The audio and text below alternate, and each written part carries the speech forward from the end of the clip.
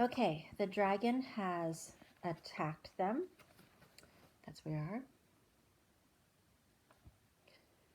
Its mouth opened wide and snapped down on a woman with a bow. She hadn't even moved to defend herself. There hadn't been time. Now, half of her was gone. Simultaneously, with a massive taloned claw, the dragon swiped at a man with an axe. He landed on his back 10 feet away, without his internal organs. With that, the forest awoke. Some of the people tried to fight the giant creature. Most tried to run. Occasionally, with a horrible tearing sound, the dragon would kill somebody else. Hansel grabbed Gretel and held her tightly. "Don't go out there. It'll kill us. It'll kill all of us." And then he called at the top of his lungs, "Retreat! Retreat!" The woods became madness. Screams rose and died. People ran in all directions. "Retreat!" Hansel shouted. "It's no good," Gretel said to him. "We have to go." "Where?" Hansel asked. "To the dragon." "What?" "To lure it away. Run out ahead and make it chase us." "It'll kill us," Hansel said. Gretel set her mouth. "It's us or them." Hansel took a deep breath. He nodded at Gretel. Then he stood up and made his way towards the sound of death. As he came near, he saw a man and woman hiding behind a tree. The dragon was on the other side, its head moving this way and that, trying to see where they had gone. They had no weapons. They were shaking so badly they had dropped them. Suddenly, the dragon darted to one side of the tree, and they froze. Hansel cried out. The dragon turned in time to see Hansel scoop up a fallen spear and with one motion launch it at the dragon. It glanced harmlessly off the dragon's black, snake-like scales. Hansel stopped. He stared. "Ah!"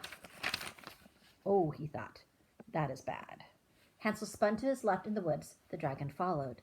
"Get away!" Gretel bellowed at the remaining troops. "Get away!" And they did. They ran. On the ground were many bodies, but many more were now escaping through the dark underbush. The dragon was coming back. Gretel could hear it, feel it through the vibrations of the ground. She scrambled to hide. The dragon's passed her swift as water, its serpentine head swaying from side to side as it moved. From its mouth dripped blood. Suddenly, Gretel wondered what had happened to Hansel. The dragon head straight for gold at the center of the clearing. Briefly, Gretel considered going to look for Hansel, but instead, making certain she wasn't seen or heard, Gretel followed the dragon's path. She crouched behind a thick thorn bush at the clearing's edge. An axe lay not 10 feet from her, out in the open. She left it where it was.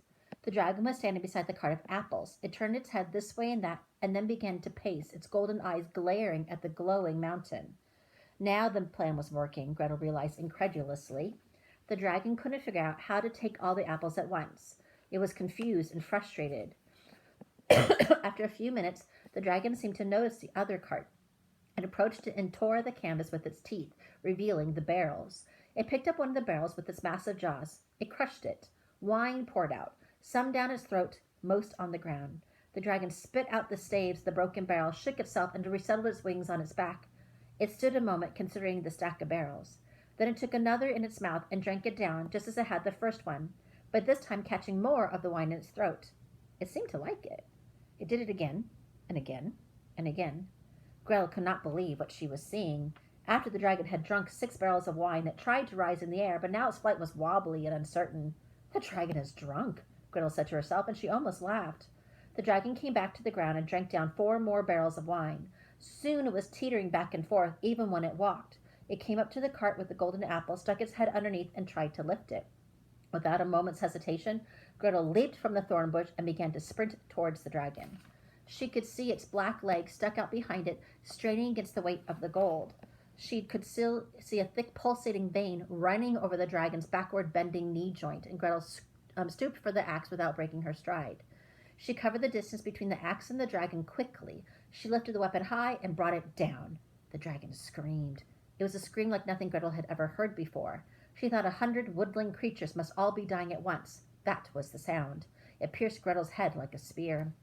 The dragon turned. It saw a little golden-haired girl holding an axe, frozen by the sound of its scream. It watched, shocked, drunk, disbelieving, as the little girl dropped the axe and sprinted off towards the wood.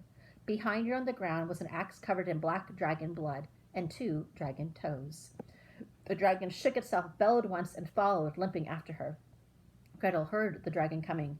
It sounded clumsy, heavy. The wine, she thought, and the toes, of course. She cursed herself for missing the vein. She had never wielded an axe before. Gretel wove through the trees, trying to keep ahead of it. Where was Hansel? What had happened to him? She could hear the dragon's wine-sodden and wounded as he was, catching up on her. Just get away from it, she thought. Get away from it. See, so you could find Hansel. Get away where you can. But how to get away from it? She thought of diving into the bush and letting the dragon run past, but it wouldn't run past. It would see her and kill her. She thought of finding a narrow cave and crawling into it. Good idea, but where to find a cave? And then up ahead she saw a tree. It was an enormous pine, easily the tallest tree in this part of the forest, and without thinking, without a plan at all, she made for it. The pine's brittly branches started low to the ground and ran densely up the trunk. As soon as she arrived at its base, Gretel leaped onto the lowest one and began to climb. She climbed around to the far side of the trunk in the hope that the dragon might not see her. And when a moment later the dragon, drunk and limping, arrived at the tree's base, it was indeed confused. It seemed to know she had gotten up in the tree, but she was 40 feet up by the time it realized she was on the other side of the trunk. It set off after her. It tried to use its wings, but they would catch on the branches of the stranding tree. It tried to climb, but the branches were too thin, and they went cracking and tumbling to the ground when it put its weight on them. So the dragon ended up digging its rough talons into the soft wood and ascending the trunk in leaps, smashing branches as it went. The pine needles brushed at Gretel's face as she climbed, and the sticky sap of the tree trunk stuck to her palms. Her heart was pounding from fatigue and fear, but there was no chance to rest. The dragon was gaining. Its leaps up the trunk gained it 10 feet or more, while it occasionally slid back down, stripping down whatever branches it had smashed on the way up. Gained her only a few seconds at most. Her hand reached for the next branch as she pulled herself up. Her feet gained a secure hold and pushed her up the next one. Go, she told herself, go. And then she thought, where?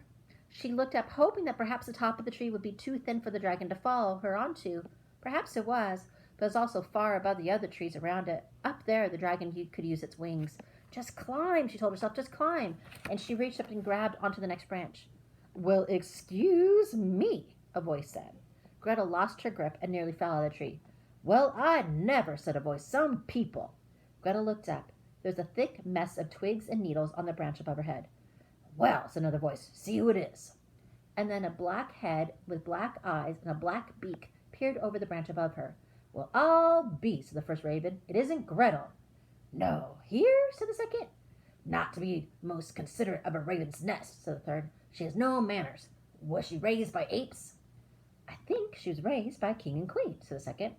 The ravens? In this very tree?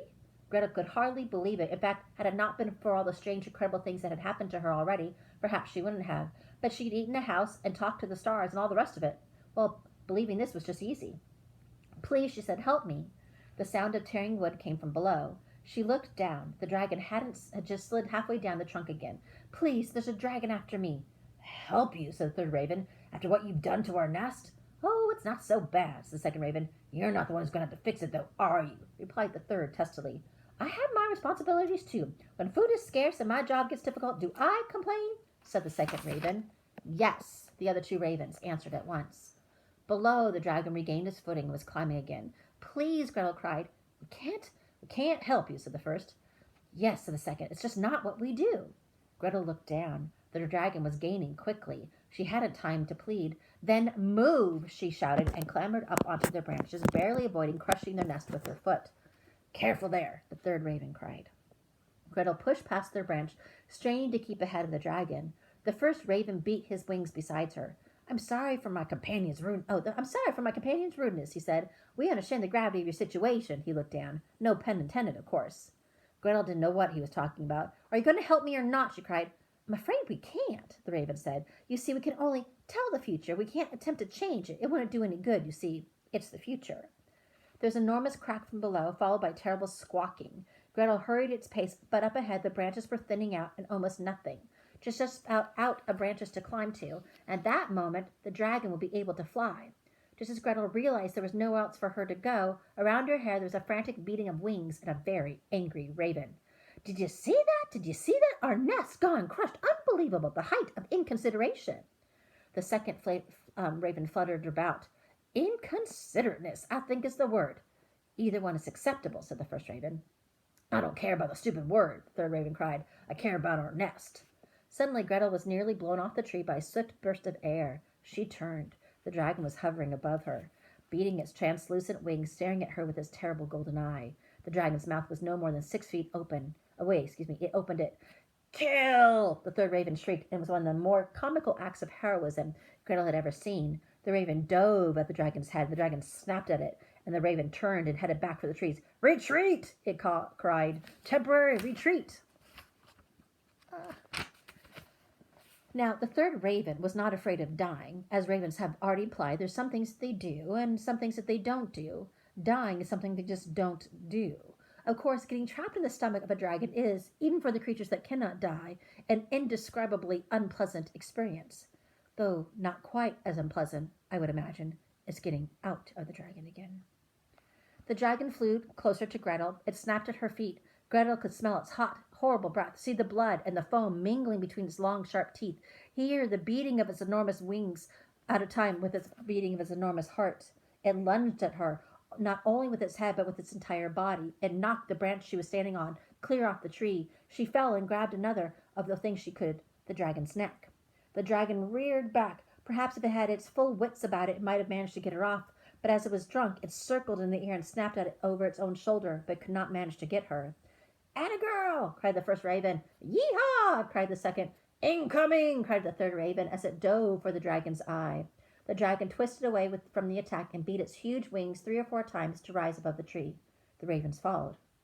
Up and up through the black starry sky they rose. Gretel held on tightly to the dragon's supple, scaly skin as its muscles rippled beneath her.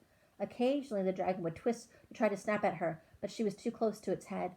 She worried that it might use its claw to get at her as a dog gets at its fleas, but a dragon is not a dog, and it hadn't seemed to occur to it yet.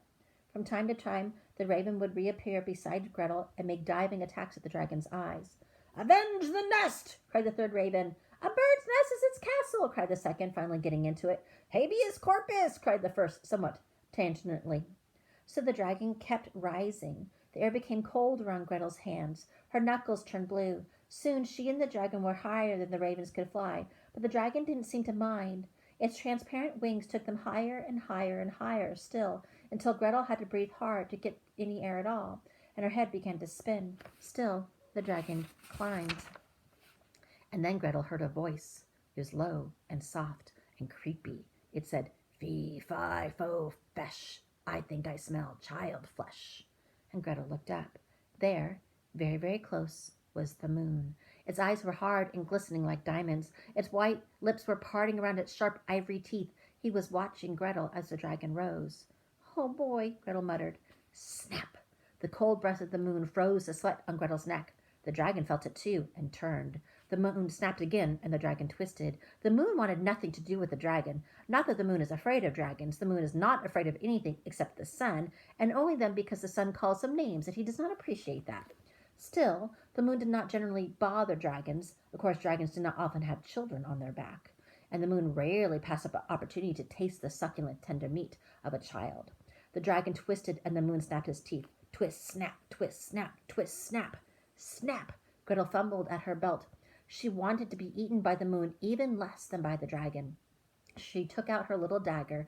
As the dragon twisted and the moon prepared to snap again, she plunged the dagger into the dragon's neck with all her might. It did not pierce the scales, but the dragon turned towards her and towards the moon, and then it screamed.